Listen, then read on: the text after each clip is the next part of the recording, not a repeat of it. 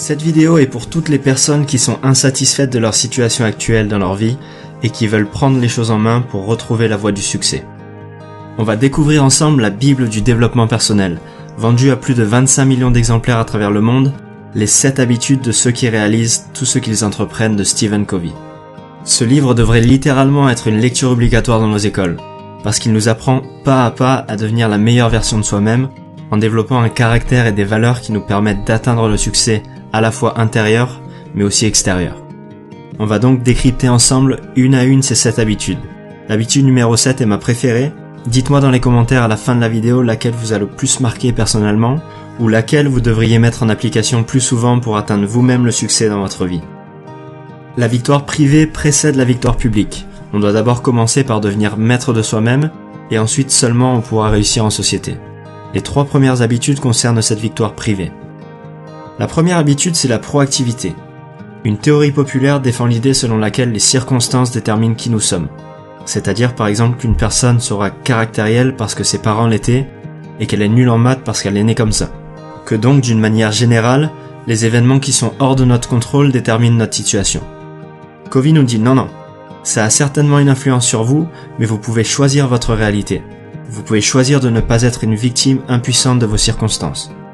Il nous explique qu'entre le stimulus, nos circonstances, et notre réponse, on a la liberté de choisir notre comportement. Si vous êtes coincé dans les embouteillages, que le caissier a été mal poli avec vous, ou que vous avez malheureusement perdu votre travail, vous avez le choix d'en faire toute une affaire et de perdre votre énergie à réagir à ces événements extérieurs, ou vous pouvez au contraire utiliser cette énergie sur les choses que vous pouvez contrôler. Profitez des embouteillages pour vous détendre et écouter de la musique, et profitez du fait que vous vous soyez fait virer pour vous remettre en question, et trouver un travail dans lequel vous serez réellement épanoui.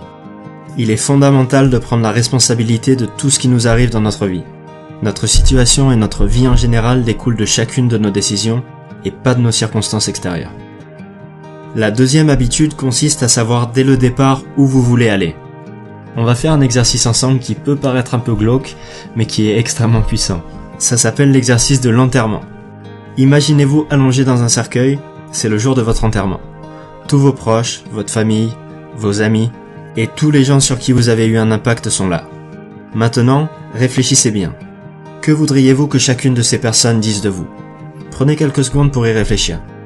Est-ce que vous aimeriez qu'on dise que vous étiez une personne juste, honnête, drôle, gentille, que vous avez su élever 3 merveilleux enfants, que vous étiez généreux avec votre communauté, que vous avez été un mari fidèle, ou que vous avez participé à rendre le monde plus juste pour les femmes ou les minorités ? Comme on l'a vu dans la première habitude, vous êtes le créateur de votre vie.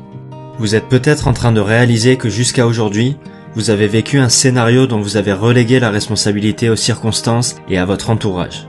Mais vous pouvez changer et devenir créateur d'une vie à la hauteur de votre potentiel.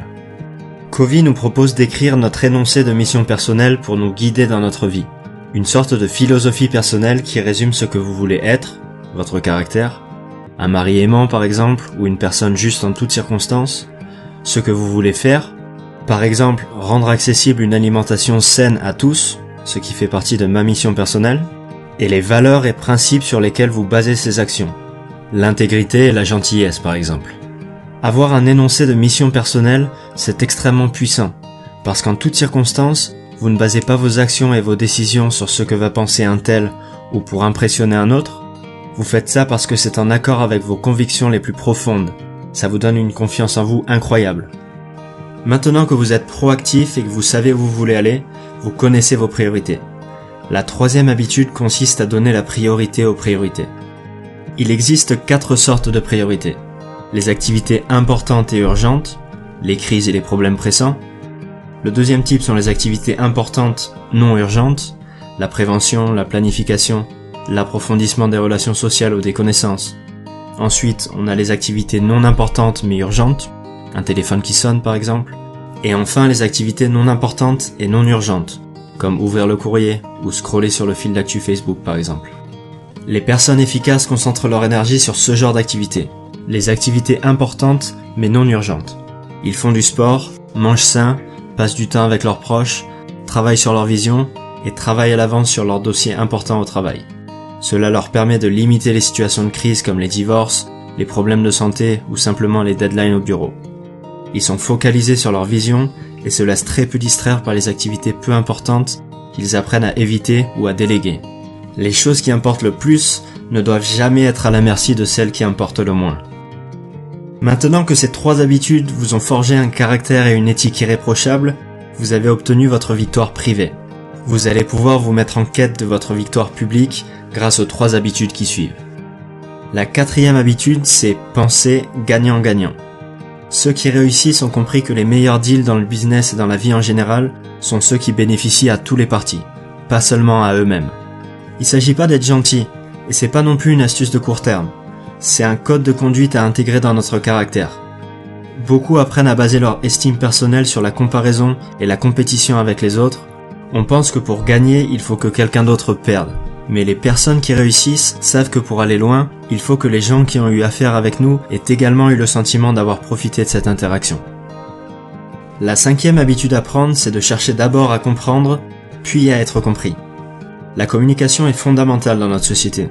On passe des années à apprendre à lire, à écrire et à parler, mais on nous a jamais appris à écouter. Ce qui fait que quand on parle avec quelqu'un, on écoute simplement pour préparer notre réponse, sans vraiment chercher à comprendre. Et on va avoir tendance à analyser et juger ce que disent les autres en se basant sur notre expérience.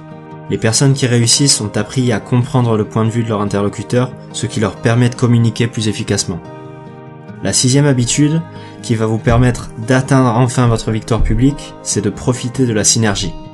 La synergie, c'est quand 1 + 1, c'est égal à plus que 2. Quand 2 personnes s'allient pour obtenir un résultat plus grand que celui qu'ils auraient obtenu seuls.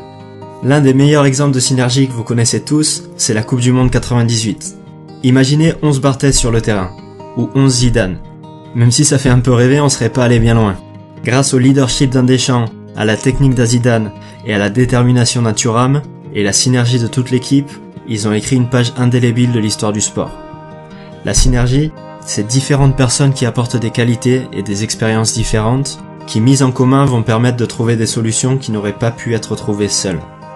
Et la 7e et dernière habitude consiste à aiguiser vos facultés.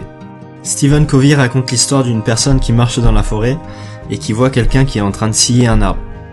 Il le voit galérer et il lui dit « Tu devrais prendre quelques minutes pour te poser et aiguiser ta scie, tu gagnerais beaucoup de temps. » Et la personne lui répond « Je suis trop occupé à scier mon arbre pour prendre le temps d'aiguiser ma scie. » L'habitude 7 vous propose de prendre le temps d'aiguiser vos facultés et de prendre soin de vous. Elle englobe les 6 habitudes précédentes parce qu'elle les rend possibles, en préservant et en renforçant le meilleur atout dont vous disposiez, vous-même, et ça passe par l'entretien de 4 aspects fondamentaux. L'aspect physique, en faisant du sport régulièrement, en mangeant sain et en vous reposant suffisamment. L'aspect mental, grâce à la lecture, la visualisation, la planification et l'écriture notamment, qui vont permettre votre développement intellectuel.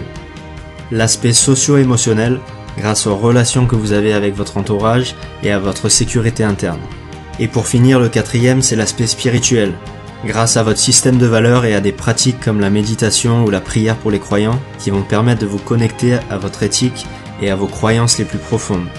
Et c'est grâce à cette dernière habitude que vous pourrez atteindre le réel succès. Voilà, c'est tout pour les 7 habitudes de ceux qui réalisent tout ce qu'ils entreprennent.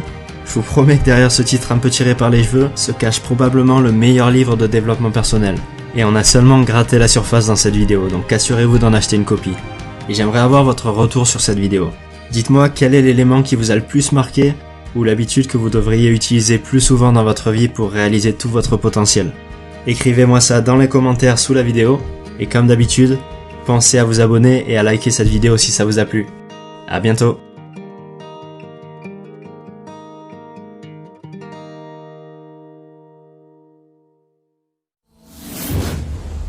Si vous avez besoin d'aide pour réussir, abonnez-vous pour rester en contact avec nous. Nous allons t'aider.